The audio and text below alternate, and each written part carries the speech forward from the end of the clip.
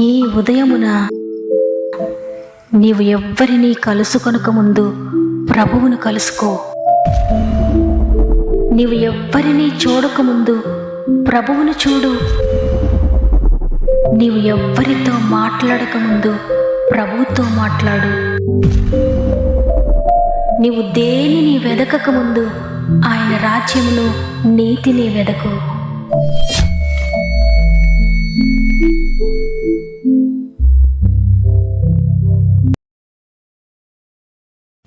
Praise the lord. ఈ ఉదయకాలమున God first అనే వాగ్దాన కార్యక్రమానికి హృదయపూర్వకంగా మిమ్మల్ని అందరినీ మరొకసారి ప్రేమతో ఆహ్వానిస్తూ, ప్రభువును రక్షకుడైన యేసుక్రీస్తు నామంలో మీ అందరికీ నా యొక్క ప్రత్యేకమైన హృదయపూర్వకమైన శుభములు తెలియజేస్తూ ఉన్నాను. ఎలా ఉన్నారు దేవుని బిడ్డలారా? దేవుని వాక్యాన్ని పట్టుకొని మిమ్మల్ని కలుసుకోవడానికి, మరొకసారి మీతో దేవుని వాక్యాన్ని పంచుకోవడానికి దేవుడు నాకు అనుగ్రహించిన గొప్ప అవకాశం బట్టి దేవుని స్తుతిస్తున్నాను. ఎందుకంటే దేవుని వాక్యం ఎంతో శక్తి కలిగింది. మనము రోజులు అనేక మాటలు మాట్లాడుకుంటాం, కానీ దేవుని మాట జీవం కలిగింది. ఆ మాటను మనం మాట్లాడేటప్పుడు, ఆ మాట మన నోటితో ఉచ్చరిస్తున్నప్పుడు తప్పకుండా ఆ మాట మన శరీరానికి ఆరోగ్యం కలుగు చేస్తుంది. ఆ మాట మన ఎముకలకు బలాన్ని ఇస్తుంది. ఆ మాట మన జీవితానికి జీవాన్ని ఇస్తుంది. మరణకరమైన పరిస్థితులు ఉన్నప్పటికీ కూడా ఆ మాట మనల్ని బ్రతికిస్తుంది. బ్రతికించే మాట ఇది. నా మాట కాదు, దేవుని మాట. కాబట్టి దేవుని వాక్యాన్ని ఉన్నట్లుగా నమ్మండి, రిసీవ్ చేసుకోండి. దేవుడు మీ జీవితంలో దాన్ని నెరవేర్చబోతున్నాడు. మరి ముఖ్యంగా ఈ మాటలు వింటున్న మీలో ఇంకా ఎవరైనా సమస్యలో, శోధనలో ఉంటే కంగారు పడకండి, దిగులు పడకండి. దేవుని యందు విశ్వాసం ఉంచండి, ప్రార్థించండి పట్టుదలతో. నేను కూడా మీ అందరి కొరకు ప్రార్థిస్తూ ఉన్నాను. మన ఆత్మీయ కుటుంబం అంతా మీ కామెంట్స్ చదువుతున్నారు, మీ కొరకు ప్రార్థిస్తున్నారు. త్వరలోనే మీ జీవితంలో దేవుడు ఆశ్చర్యకార్యములు చేయబోతున్నారని నమ్ముదాం. ఆయన కార్యములు రిసీవ్ చేసుకుందాం. సమస్త మహిమ, ఘనత, ప్రభావములు దేవునికే చెల్లునుగాక.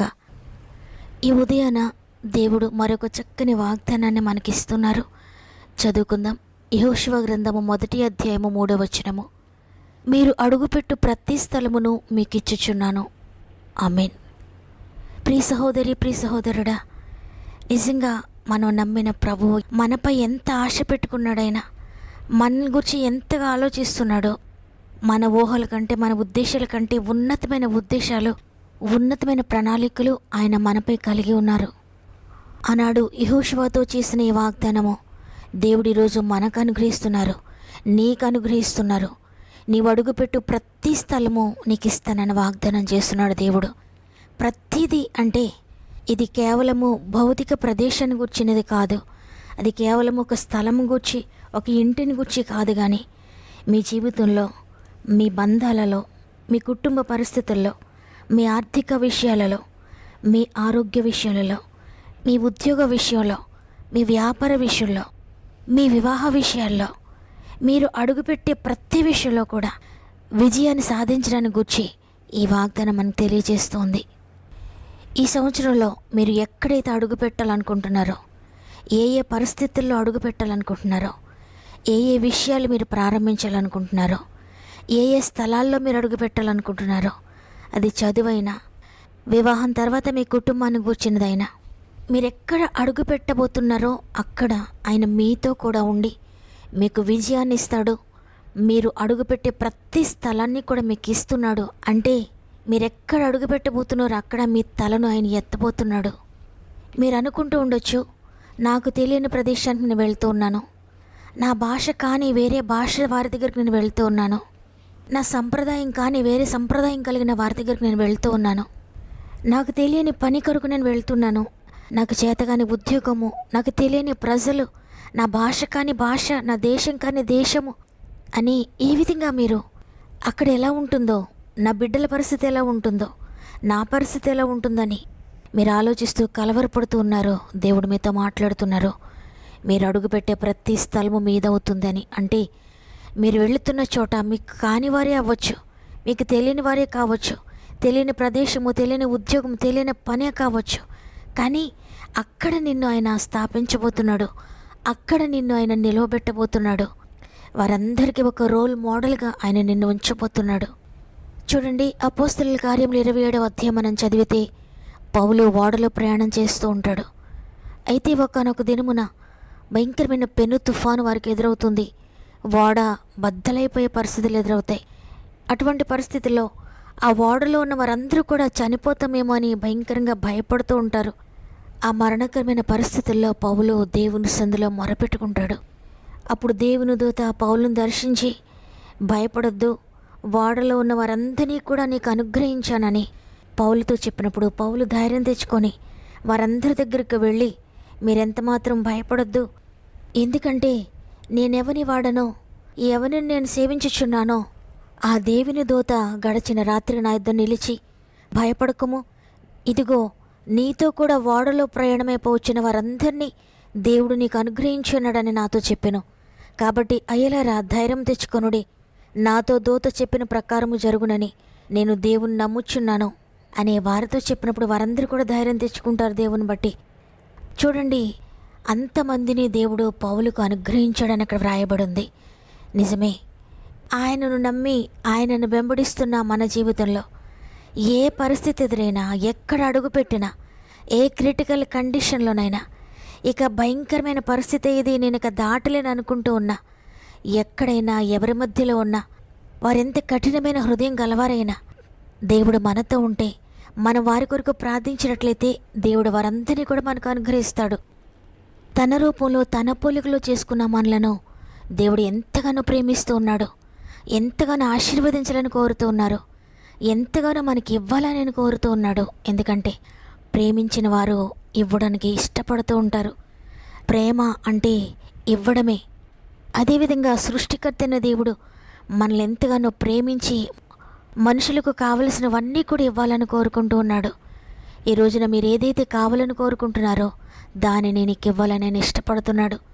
ఆయన చిత్తానుసారంగా మీరు ఏది అడిగినా ఆయన ఉద్దేశ ప్రకారంగా యథార్థ హృదయంతో నీవు కొన్ని విషయాలు సాధించడానికి, కొన్ని విషయాలు అందుకోవడానికి ప్రయత్నం చేస్తున్నావో వాటన్నిటినీ దేవుడు నీకు ఇవ్వాలని ఇష్టపడుతున్నాడు.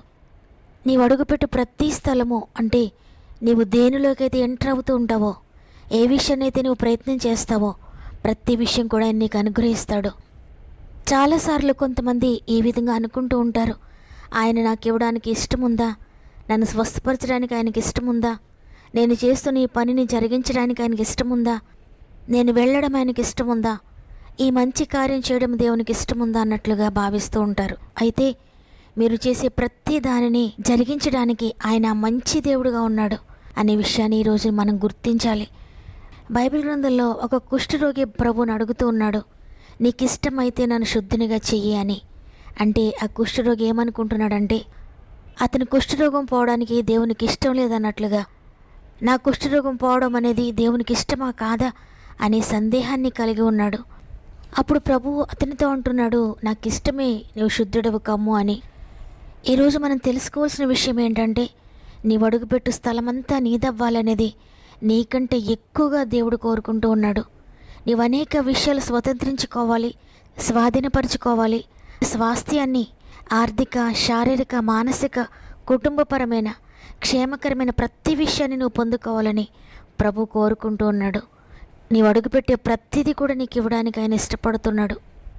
గనుక ఇక నువ్వు సందేహపడద్దు, నేను క్షేమంగా ఉండడం అనేది దేవుని చిత్తమా కాదా అంటే నీవు ఆయనని ఇంకా అర్థం చేసుకోవడం లేదని అర్థం. నేను బాగుండాలని కోరుకుంటున్నావా అని ఒక బిడ్డ తన తండ్రిని అడిగితే అది ఎంత బాధకరమైన విషయం కదా.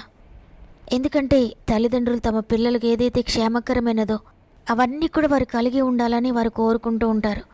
తక్కువగా ఉండాలని, చిన్న ఇంట్లో ఉండాలని, చిన్న ఉద్యోగంలో ఉండాలని, చిన్న ఆరోగ్యం కలిగి ఉండాలని ఏ తల్లిదండ్రులు కూడా కోరుకోరు. మీరు చెడ్డవారై ఉండి మీ పిల్లలకు మంచి ఈవులను నెరిగి ఉండగా అంతకంటే మంచివాడను తప్పక మీకు అనుగ్రహిస్తానని దేవుడు సెలవిస్తూ ఉన్నాడు. అందువల్ల విశ్వాసంతో ఆయన ఇచ్చే దేవుడు నా ప్రభు నాకు ఇస్తాడు అనే విశ్వాసం కలిగి ఉండండి. మీరు అడుగుపెట్టే ప్రతి స్థలము కూడా దేవుడు మీకు అనుగ్రహించబోతూ ఉన్నాడు. ఈ వాగ్దానం నమ్మిన వారందరూ కూడా ఒక్క నిమిషం నాతో మోకరించినట్లయితే కలిసి ప్రార్థన చేద్దాం. పరిశుద్ధడానికి వందనాలయ్యా, స్తుతులకు పాత్రుడానికి వందనాలు. నీ ఉచిత కృపను బట్టి మరి ఒక దినాన్ని మాకు ఇచ్చారు. ఈరోజు అద్భుతకరమైన వాగ్దానంతో మమ్మల్ని బలపరిచారు తండ్రి. మీరు అడుగుపెట్టే ప్రతి స్థలము నీకు అనుగ్రహిస్తానని తండ్రి, ఈ లోకంలో ఎవ్వరు కూడా మాకు ఆ విధమైన మాటలు చెప్పరు తండ్రి. ఎందుకంటే మాకు ఇవ్వడానికి వారికి శక్తి లేదు కాబట్టి. అయితే మీరు సృష్టికర్తైన దేవుడవు. ఈరోజు మాకు వాగ్దానం చేశారు, మీరు అడుగుపెట్టే ప్రతి స్థలము మీకు ఇస్తానని. తండ్రి, మీరు మాట ఇచ్చి నెరవేర్చే దేవుడు.